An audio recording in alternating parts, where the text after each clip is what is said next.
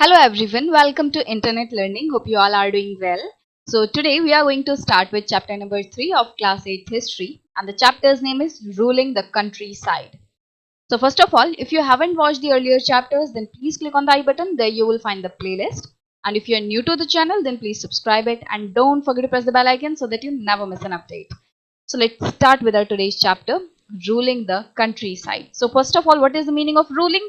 Ruling का मतलब होता है राज करना, कहीं पे रूल करना, राज करना, ठीक है। कंट्री साइड का मतलब नॉर्मली होता है रूरल एरिया, गांव वाले इलाके। तो अगर हम चैप्टर के नाम को समझे तो ये क्या कहना चाह रहे हैं कि रूरल एरियाज पे, गांव वाले इलाकों पर राज करना, रूल करना। सो in the last chapter we have got an idea that how the Britishers came in India and how they started ruling Indian territories. They came here as a trader and they started ruling the Indian territories.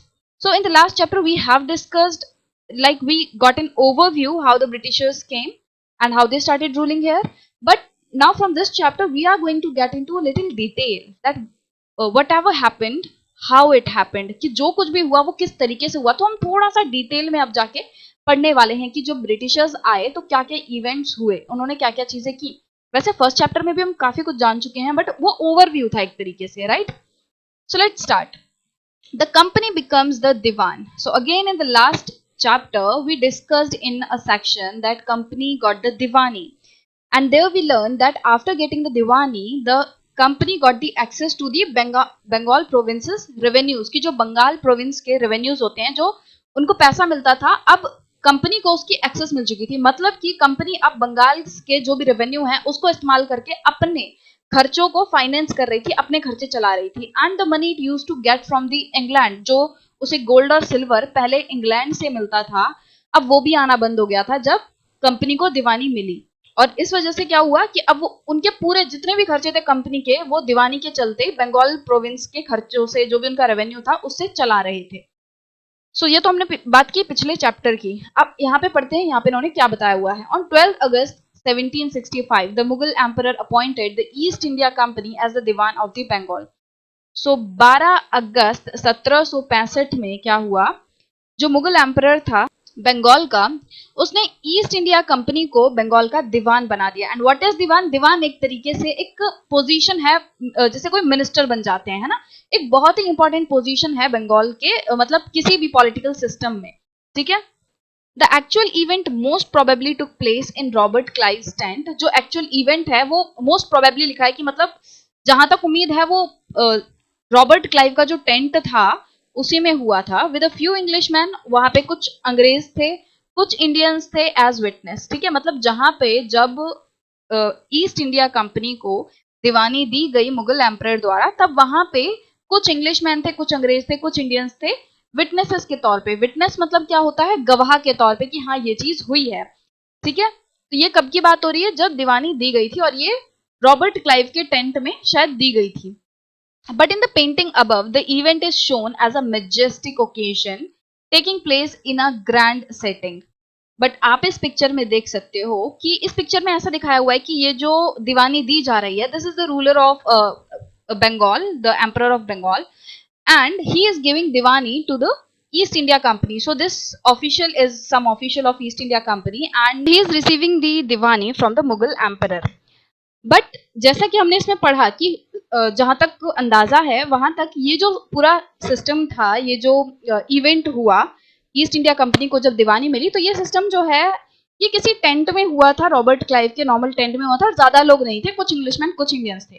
But as you can see in this picture कि यहाँ पे इस event को बहुत ही grand तरीके से दिखाया हुआ है, बहुत ही बड़ा दिखाया हुआ है कि देखो किस तरीके से पूरा सिस्टम सजा हुआ है, और किस तरीके से कितने सारे लोग आसपास जो है आपको नजर आ रहे हैं कि जब ये इवेंट हुआ था तो इतने ग्रैंड तरीके से हुआ था।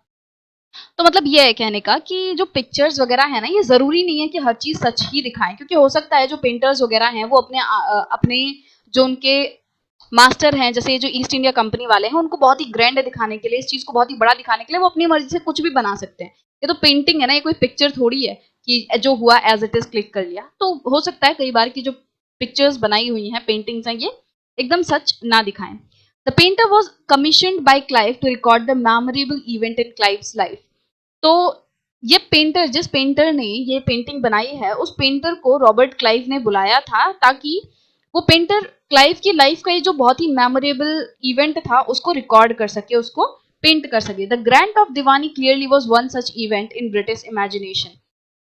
और ब्रिटिशर्स को जो ये दीवानी मिली, ये एक बहुत ही बड़ा इवेंट था इनके लाइफ में एक तरीके से, क्योंकि ये कोई छोटी चीज नहीं थी कि आपको किसी स्टेट का, किसी प्रोविंस का इतना इंपॉर्टेंट पोजीशन मिल रही है, right. So it was a very very important event in the life of Britishers, in the life of East India Company.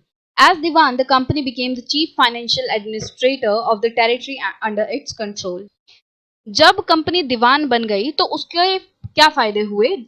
दीवानी मिलने के साथ साथ कंपनी जो है वो चीफ फाइनेंशियल एडमिनिस्ट्रेटर बन गया। मतलब कि जो बंगाल प्रोविंस के फाइनेंसेस है ना, फाइनेंसेस मतलब जो पैसा है, जो रेवेन्यूज हैं, उनको एक तरीके से कंट्रोल जो है करने का अधिकार ईस्ट इंडिया कंपनी को मिल गया था, ठीक है। Now it had to think of administering the land and organising its revenue resources. अब जो ईस्ट इंडिया कंपनी थी उसे ये सोचना था कि किस तरीके से वो जो जमीनें हैं उस प्रोविंस की, बंगाल प्रोविंस की, उसे एडमिनिस्टर कर सके, किस तरीके से उन्हें कंट्रोल करे और किस तरीके से वो वहां से रेवेन्यू निकाले, टैक्स निकाले। मतलब किस तरीके से बंगाल प्रोविंस की जो जमीनें हैं, जो लोग वहां पे काम कर रहे हैं जमीनों पे, जो किसान है, वहां से किस तरीके से टैक्स निकाला जाए। तो क्योंकि टैक्स जो है वही सबसे मेन सोर्स रहता है रेवेन्यू का किसी भी गवर्नमेंट के लिए। This had to be done in a way that could yield enough revenue to meet the growing expenses of the company.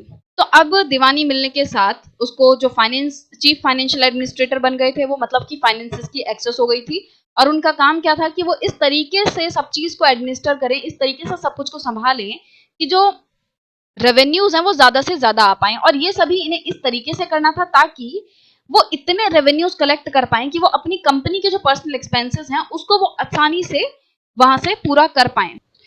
I hope आपको ये क्लियर हो रहा हो। मैं आपको जल्दी से वापस से रिपीट कर देती हूँ। यहाँ पे क्या हुआ, दीवानी मिली, दीवानी के साथ वो चीफ फाइनेंशियल एडमिनिस्टर बन गए। तो अगर एज अ स्टेट, ये तो एक मिनिस्टर हो गया ना, कि जैसे बंगाल प्रोविंस के उन्हें एक मिनिस्टर वाली पोजीशन मिल गई, वो एक इंपॉर्टेंट पोजीशन में पहुंच गए। और उनका काम क्या है, दीवान जो दीवान रहता है उसका ये काम होता है कि वो सारे जो लैंड वगैरह है उसे अच्छे से संभाले और रेवेन्यू कलेक्ट करे, बेसिकली रेवेन्यू को संभाले और पॉलिसीज वगैरह बनाए कि किस तरीके से जो रेवेन्यू है वो आना चाहिए। बट अब ईस्ट इंडिया कंपनी क्योंकि दीवान बन गई थी तो उसके दिमाग में क्या था कि वो किस तरीके से ज्यादा रेवेन्यू निकाल पाए ताकि वो अपने खुद के पर्सनल जो एक्सपेंसेस हैं, ईस्ट इंडिया कंपनी के जो खुद के एक्सपेंसेस हैं, उनको पूरा कर पाए इन रेवेन्यू से ही। मतलब रेवेन्यू से ही पैसा निकाल ले और अपने एक्सपेंसेस वो पूरे कर ले। तो ये उसका मेन एम था। A trading company had also to ensure that it could buy the product it needed and sell what it wanted। और एक ट्रेडिंग कंपनी होने के नाते ईस्ट इंडिया कंपनी को ये चीज भी ध्यान रखनी थी कि वो उसके पास इतना पैसा इनफ हो कि वो जो भी प्रोडक्ट्स खरीदना चाहती है उसे खरीद सके और जो भी वो बेचना चाहती है वो भी सही से बेच सके।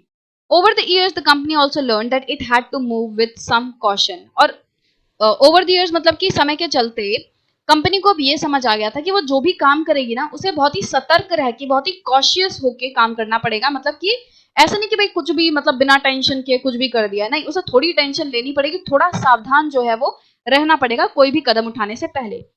Being an alien power, it needed to pacify those who in the past had ruled the countryside। तो यहाँ पे पेसिफाई का मतलब क्या होता है, किसी जो नाराज पर्सन है, कोई गुस्से में है तो उसको शांत करना, बेसिकली पेसिफाई का मतलब होता है। तो यहाँ पे क्या लिखा हुआ है कि कंपनी के लिए जरूरी था, या कंपनी के दिमाग में क्या था कि अब उसके लिए ये जरूरी है कि वो जिन लोगों ने कंट्री साइड मतलब कि जो रूरल एरियाज हैं उन पे कभी राज किया था, उनका एक तरीके से विश्वास जीतना, उनको एक तरीके से शांत करना। अगर वो नाराज है तो उनका विश्वास जीतना और उन्हें शांत करना। And enjoyed the authority and Prestige. जिन्होंने कभी कंट्री साइड में रूल किया था, वहां ऑथोरिटी एंजॉय की थी, वो किसी इंपॉर्टेंट पोजीशन पे बैठे थे, वहां उनकी इज्जत थी, तो अब उन लोगों का एक तरीके से विश्वास जीतना, उनको अगर वो नाराज हैं इस चीज से तो उनको शांत करना। Those who had held local power and had to be controlled, but they could not be entirely eliminated। और जिन लोगों के पास जो है लोकल पावर थी, जो कि लोकल गांव वगैरह में, जैसे होता ना गांव के अंदर ही कुछ लोगों के पास पावर रहती है, थोड़े इंपॉर्टेंट होते हैं, लीडर की तरह होते हैं, तो उन लोगों को भी कंपनी को कंट्रोल करना था और पूरे तरीके से एंटायरली उन्हें एलिमिनेट नहीं करना था, उन्हें पूरे तरीके से रास्ते से हटाना इनका एम नहीं था, बस ये था कि इनको अपने कंट्रोल में ले लें।